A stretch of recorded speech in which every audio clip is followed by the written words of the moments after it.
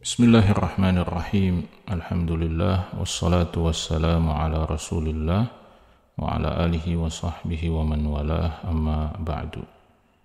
Salah satu bentuk kengerian dari siksa kubur adalah apa yang digambarkan oleh Nabi kita Muhammad sallallahu alaihi wasallam tentang teriakan para penghuni kubur yang mendapatkan siksa, di mana teriakan itu, kata Nabi sallallahu alaihi wasallam, fayasihu sayhatan yasma'uhu kullu syai'in illa tsaqalain. Teriakan penghuni kubur itu, kata Nabi sallallahu alaihi wasallam, didengarkan oleh segala sesuatu kecuali as-saqalain, kecuali jin dan manusia.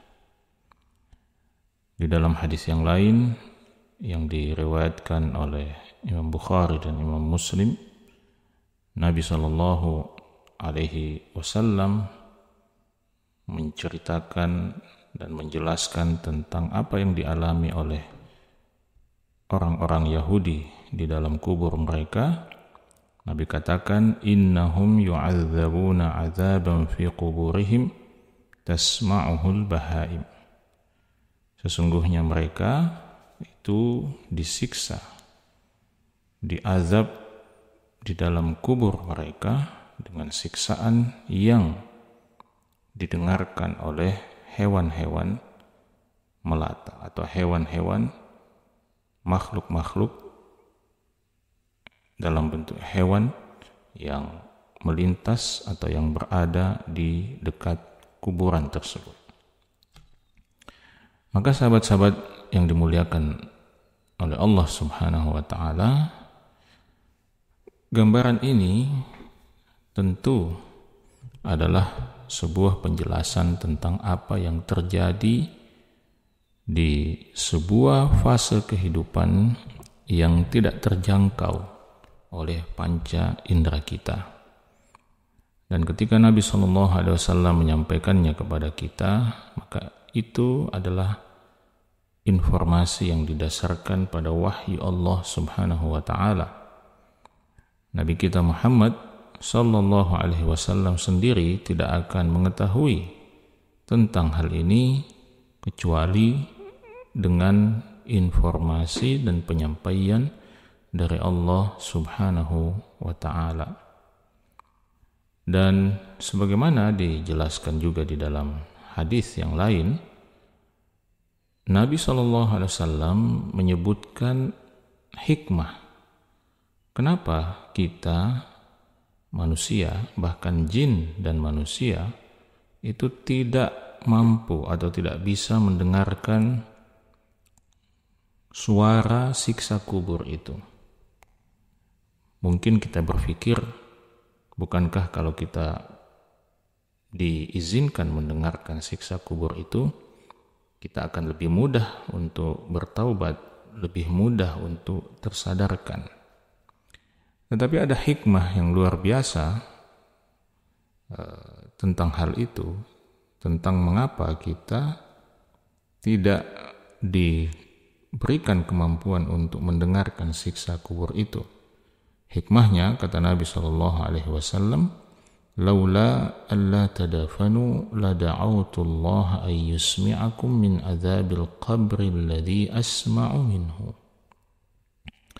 Seandainya bukan karena kalian akan saling menguburkan satu dengan yang lain, seandainya kita tidak punya tanggung jawab untuk menyelenggarakan jenazah saudara kita yang meninggal dunia sampai kemudian dikuburkan, seandainya tidak ada itu, maka Nabi katakan, aku pasti akan berdoa meminta kepada Allah untuk memperdengarkan kepada kalian siksa kubur yang bisa aku dengarkan. Jadi itulah hikmahnya, itulah alasannya kenapa kita tidak bisa mendengarkan siksa kubur itu, dan itu sekaligus menjadi ujian bagi kita. Kita bisa bayangkan tentu saja kalau kita diberikan kemampuan mendengarkan siksa kubur, maka sudah pasti kita tidak akan sanggup untuk saling menguburkan, saling menyelenggarakan jenazah antara satu dengan yang lain. Karena itu yang menarik adalah penjelasan yang disebutkan oleh Al-Imam Ibnu Qayyim Al-Jauziyah rahimahullah di dalam kitabnya yang berjudul Kitabur Ruh. Beliau mengatakan, "Walihada sabab yadhhabun nasu bidawabihim idza maghalat ila quburil yahudi wan nasara wal munafiqin kal Ismailiyah wan Nusairiyah wal Qaramitah min Bani Ubaid wa ghairihim alladhina bi ardi Misr wa Syam." Jadi beliau menceritakan tentang apa yang dilakukan oleh kaum muslimin atau bahkan manusia secara umum di kawasan Mesir dan Syam di mana beliau tinggal. Beliau mengatakan atas dasar inilah mengapa kemudian orang-orang itu sering membawa hewan-hewan tunggangan mereka yang ngambek, yang mogok, ya, tidak mau berjalan, ya, tidak mau bekerja. Mereka akan membawa hewan-hewan tunggangan itu ke pekuburan orang-orang Yahudi atau orang-orang Nasrani atau orang-orang munafik atau golongan orang munafik seperti kelompok Ismailiyah, Nusairiyah, Qaramitah yang merupakan bagian dari Bani Ubaid, ya. Jadi di sini kita melihat bagaimana Ibnu Qayyim Al-Jauziyah rahimahullah menggolongkan kelompok-kelompok Syiah ini yang kita sebutkan Ismailiyah, Nusairiyah, Qaramitah. Nusairiyah inilah yang sekarang menguasai Suriah dan melakukan pembantaian, pengusiran terhadap saudara-saudara kita kaum muslimin, saudara-saudara kita Ahlus Sunnah di sana. Ismailiyah, Nusairiyah, Qaramitah, ya. Ini adalah kelompok-kelompok Syiah ekstrim yang di sini dimasukkan oleh Ibnu Qayyim Al-Jauziyah sebagai golongan orang-orang munafik. Karena mereka menyembunyikan kekufuran mereka kepada Allah Subhanahu wa taala. Jadi orang-orang di kawasan Mesir dan Syam pada waktu itu biasa membawa hewan tunggangan mereka yang mogok bekerja, itu dibawa ke pekuburan orang-orang kafir dan munafik ini. Dan ketika hewan-hewan tunggangan itu sampai di sana, kata Ibnu Qayyim, qalu, orang-orang itu mengatakan, fa idza sami'atil khailu 'adzabal qabri ahdatsa laha dzalika fazi'an wa hararatan tudhibu bil maghal. Ya. Kalau hewan tunggangan itu mendengarkan azab kubur yang terjadi di pekuburan tersebut, maka azab kubur atau siksa kubur itu memberikan efek kejut, ya, kepada hewan itu sehingga menghilangkan kemalasan atau kebekuan yang ada pada tulang-tulangnya, pada sendi-sendinya, pada otot-ototnya, sehingga hewan-hewan itu kemudian kembali bergerak. Itu yang dituturkan oleh Ibnu Qayyim Al-Jauziyah rahimahullah tentang bagaimana hewan-hewan itu bisa mendengarkan suara siksa kubur tersebut. Ibnu Qayyim Al-Jauziyah rahimahullah juga mengutip dari salah seorang ulama Andalus, ulama Islam di Andalus, ya, di kawasan Spanyol, yang bernama Abu Muhammad Abdul Haq Al-Ishbili. Abu Muhammad Abdul Haq Al-Ishbili ini mengatakan haddatsani al-faqih Abu al-Hakam Ibnu Barkhan wa kana min ahli al-ilmi wal amal rahimahullah. Saya diceritakan oleh al-faqih, ya, seorang ulama faqih bernama Abu al-Hakam bin Barkhan, bahwa mereka pernah menguburkan sesosok mayat di desa mereka yang terletak di Isbilia, di provinsi Isbilia bagian timur, ya, salah satu provinsi Andalus. Falamma faragu min dafnihi qa'adu nahiyatan yatahaddatsun. Ketika mereka selesai menguburkan jenazah itu, mereka duduk pada satu sisi di tempat itu untuk berbicara, untuk ngobrol. Ternyata tidak jauh dari situ ada seekor dabbah, wa dabbah tar'a qariban minhum.